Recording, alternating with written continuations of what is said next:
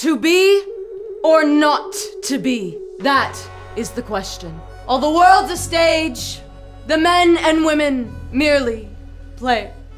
We got it, Shakespeare. Welcome to StoryLab. This week we're taking a look at the story of some people who came together for something way bigger than an act. What a piece of work is man!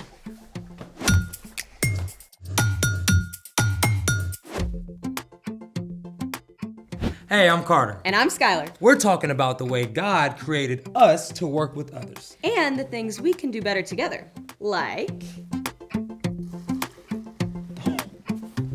Put on a dramatic theatrical production. Okay, you're being kinda extra, but the dry ice effects are pretty cool. Right? Dry ice is frozen carbon dioxide. Hot water causes it to sublimate or change directly from a solid to a gas. The resulting fog is a mix of carbon dioxide gas and cold, humid air. The stage is set. We just need to recruit a few more cast and crew for our epic theatrical event. It's just me and you today, pal. Are you trying to upstage me? I was just going to suggest maybe making some epic fog bubbles instead. To pop or not to pop? That is the question. Let's make it! Okay, the first thing you need for your epic fog bubbles is dry ice. Now, dry ice is actually negative 109.3 degrees Fahrenheit. So always use thick gloves and make sure you have a grown-up to help you.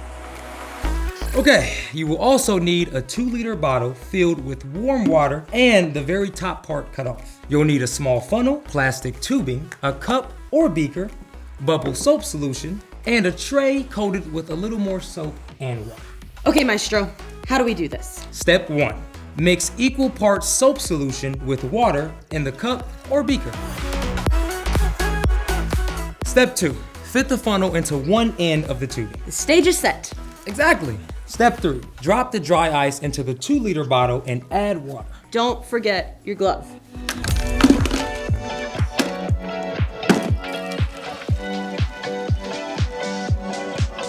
All right. Step 4. Dip the free end of the tubing into the soap solution and place the funnel end over the top of the 2-liter bottle.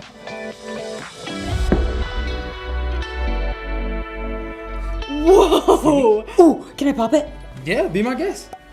Now let's use the big one. Whoa! See that? That's crazy! It's like cloudy. Ooh. Whoa. Look at the smoke coming through. Look how big they're getting. It's like the carbon dioxide and the cold, humid air are teaming up with the soap solution to create these special effects for us. Now that's some cooperation I can get behind. Speaking of which, it's time for... The story before the story. Today, we're in the book of Luke. Luke wanted to clearly record the story of Jesus. From the very beginning, when people turned away, God had a plan to rescue us. At the perfect time, God sent Jesus, God's very own son, to live among us as a human. Jesus was born and grew up like an ordinary kid. He became wiser and stronger and more pleasing to God and others. When Jesus was about 30, he was baptized by his cousin John. God's voice spoke from heaven saying, "You are my son, and I love you. I am very pleased with you." Soon after this, Jesus began traveling and teaching and gathering followers. Which is where our story starts. Take it away.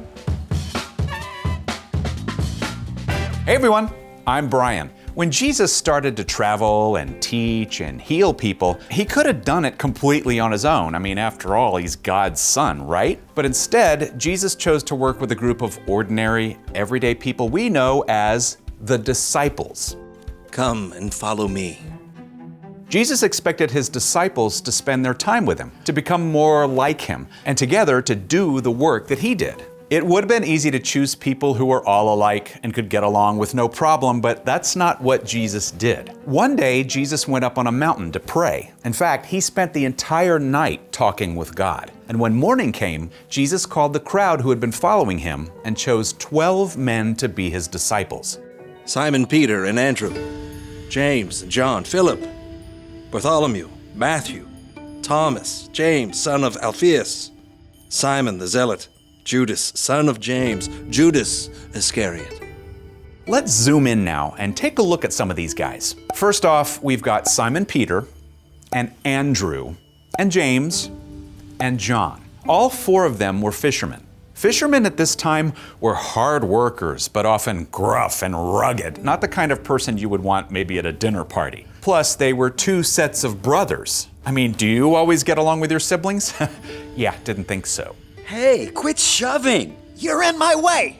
Jesus knew exactly what these men were like, but he borrowed Peter's boat to teach from, and then instructed Peter to throw out his nets in the same place he'd caught nothing all night.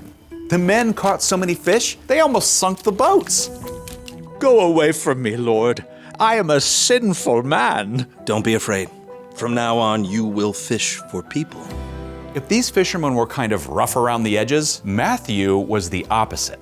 Matthew was a tax collector who worked for the Romans. He was in charge of taking money from the Jewish people to give to their enemies, and he probably took extra for himself. No one liked tax collectors, so it would have been shocking when Jesus walked right up to Matthew. Follow me.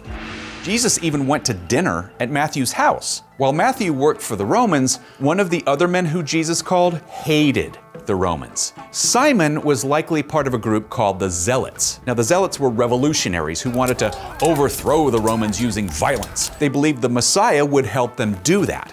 Rough fishermen, an upper-class tax collector, a fiery revolutionary? Imagine including all of these different people in a group project together. We don't know a lot of details about the other disciples, but you can bet they had their own quirks. Jesus even included a man he knew would end up betraying him, Judas Iscariot. And it wasn't only men who followed Jesus. Women traveled with and learned from him too. There was Mary Magdalene. She had been controlled by spirits who weren't from God, and Jesus healed her completely. A woman named Joanna followed Jesus too. She was married to the man who was in charge of the king's household. Other women learned from Jesus, including one named Susanna. Now, not only did these women spend time with Jesus, but they also gave their own money to support Jesus and the disciples.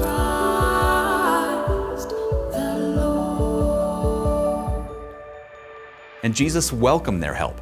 Women and men, people from all different backgrounds, people who would never have talked to each other on the street, Jesus invited them all to join him. Jesus knew that the more time these people spent with him, the more they would become like him, and the more they could lay aside their differences to work together.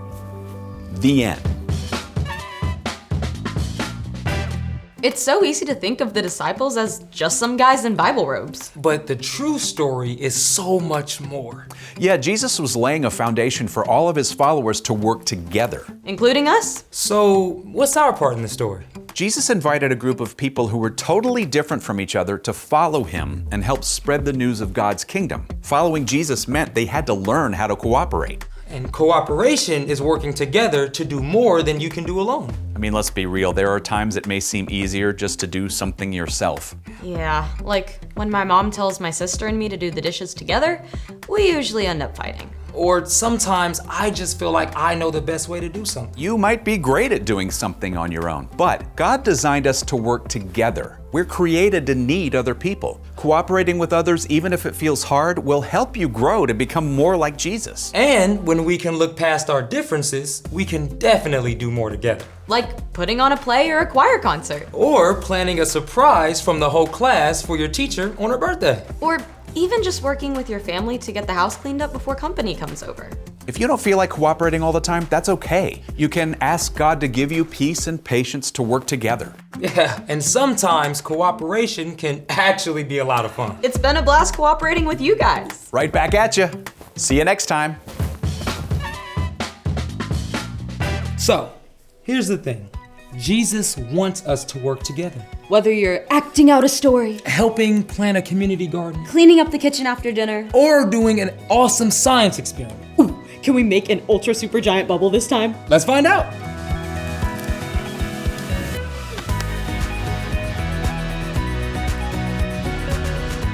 Thanks for joining us in the Story Lab. See you next time. How big do you think it's gonna get? I don't know, it probably can go even bigger. Whoa.